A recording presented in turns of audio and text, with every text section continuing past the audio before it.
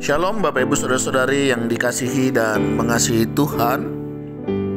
Kita bersyukur hari ini Tuhan boleh memberkati kita. Mari sebelum kita membaca dan merenungkan firman Tuhan, kita berdoa.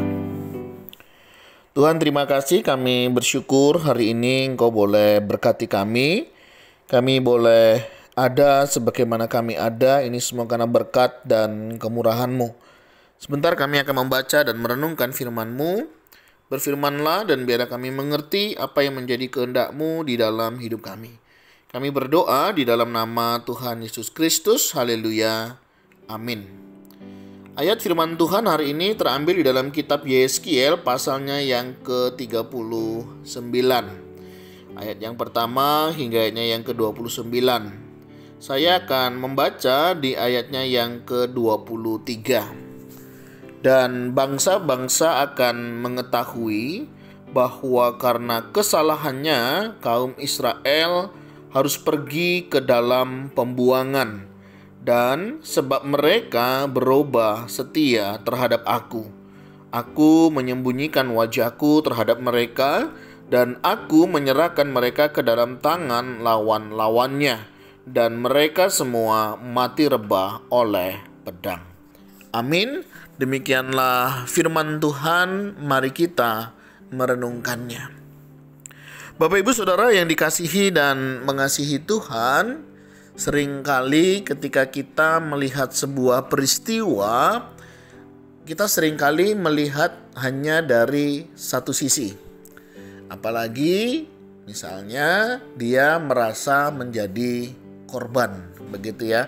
Sangat sering sekali kita jumpai ketika seseorang bercerita, ketika seseorang menceritakan kehidupannya, mereka seringkali memposisikan diri mereka adalah korban.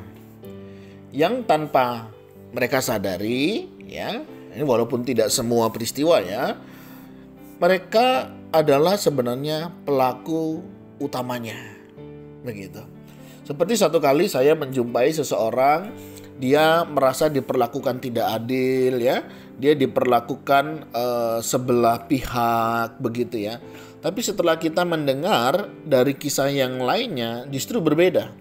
Justru dialah yang membuat keadaan itu menjadi seperti itu ya. Bahkan orang-orang yang di sekitarnya tidak menyangka kalau dia sampai melakukan hal-hal yang demikian. Nah, Bapak Ibu Saudara, penting sekali ketika kita mendengarkan sebuah informasi, tentunya tidak hanya satu pihak saja. Perlu juga untuk kita menggali informasi yang lain jika memang itu kita butuhkan untuk kita mengetahui kebenarannya. Ya, seperti contohnya dalam bagian firman Tuhan ini.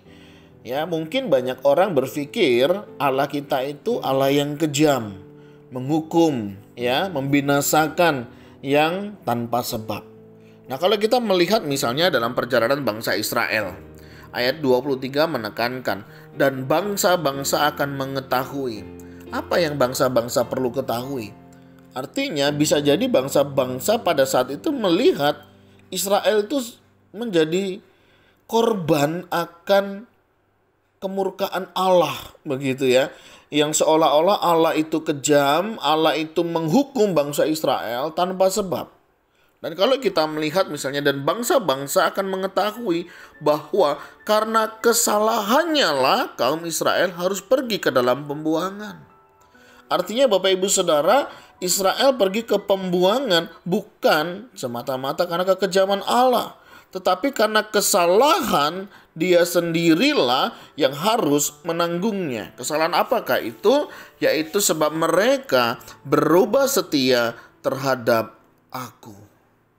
Bapak Ibu Saudara, mungkin ada banyak orang berpikir Allah kita itu Allah yang kejam, membuang bangsanya yang dicintainya katanya. Kalau memang dicintainya, kenapa harus dibuang? Kenapa harus dibiarkan seperti itu? Bukankah seringkali kita juga menjumpai hal-hal yang demikian? Ketika seseorang yang dimarahin, seseorang yang harus mendapatkan sanksi, seolah-olah pimpinan atau keluarganya kejam terhadap dia. Padahal itu adalah konsekuensi atau harga yang memang harus dibayar oleh orang tersebut karena dia melakukan, apakah itu pelanggaran, apakah itu sebuah kesalahan. Dan ketika kita melihat dari luar, kejam sekali mereka. Nah, Bapak Ibu Saudara, di sini perlunya keseimbangan. Di sini perlunya kita memahami konteksnya, sehingga kita tidak salah menilai dan kita menganggap orang itu kejam, yang padahal hal itu terjadi karena orang tersebut yang sebenarnya melakukannya. Mari Bapak Ibu Saudara belajar dalam menggali informasi, menerima informasi dengan seimbang. Tidak hanya sepihak saja seolah-olah korbannya seperti itu. Seperti di media sosial hari ini antara Israel dan Palestina. Ya, kubu Palestina merasa mereka adalah korban. Mereka seolah-olah yang teraniaya, begitu ya. Padahal kenyataannya kita tahu sendiri bagaimana mereka melakukan serangan-serangan itu. Tetapi media meliputnya seolah-olah Palestina lah yang menjadi korbannya. Padahal tanpa disadari mereka adalah pelakunya. Nah Bapak Ibu Saudara, seringkali hal ini juga terjadi di dalam kehidupan kita. Hati-hati di dalam kita menyingkapi sebuah persoalan. Ya, jangan karena kita melihat seolah-olah dia teraniaya dan dia adalah korbannya. Belum tentu, bisa jadi awalnya mereka adalah pelakunya. Mari belajar bijaksana di dalam melihat segala situasi dan percayalah Allah kita itu Allah yang luar biasa. Dia Allah yang panjang sabar, Allah yang penuh belas kasihan di dalam hidup kita. Jadi kalau terjadi sesuatu dalam hidup kita, jangan sedikit menyalahkan Allah. Bisa jadi apa yang terjadi pada kita hari ini karena kelalaian kita. Karena kita melakukan hal-hal yang tidak berkenan di hadapannya. Dan itu adalah sebuah konsekuensi, dan itu adalah sebuah harga yang memang harus kita bayar. Ya, jangan mudah kita sedikit-sedikit salahkan Tuhan ya. Yang karena sebenarnya kita adalah sendiri yang menyebabkannya.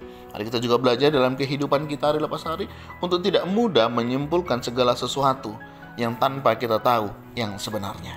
Kiranya Tuhan Yesus menolong, memampukan setiap kita di dalam melihat karya Allah di dalam hidup kita, melihat situasi kondisi yang ada di sekitar kita, supaya kita menjadi orang yang jauh lebih bijaksana melihat segala karya Tuhan di dalam setiap kehidupan kita.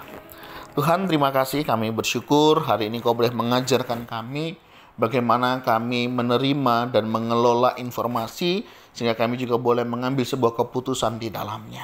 Acap kali kami hanya melihat sebelah atau sepihak yang tanpa kami sadari seringkali kami terkecoh di dalamnya. Termasuk ketika kami melihat akan apa yang Tuhan izinkan terjadi di dalam hidup kami, seolah-olah Engkau Allah yang membiarkan hal itu terjadi, padahal kamilah yang menyebabkannya. Ampuni ya Tuhan, dan kami mau berdoa untuk setiap kami, ajar kami lebih bijaksana di dalam menyingkapi semuanya itu. Berkati juga jika ada di antara kami yang sedang mengalami pergumulan, masalah, kesehatan, Tuhan juga tolong kami untuk kami juga boleh melihat, menyadari akan siapa kami, sehingga kami tahu apa yang harus kami lakukan. Kami juga berdoa untuk kehidupan kami selanjutnya. Kiranya Engkau menolong dan memampukan kami bisa melaluinya. Kami berdoa ya Tuhan di dalam nama Tuhan Yesus Kristus. Haleluya. Amin. Bapak Ibu Saudara, demikianlah renungan kita hari ini. Kiranya Tuhan Yesus memberkati kita sekalian. Shalom.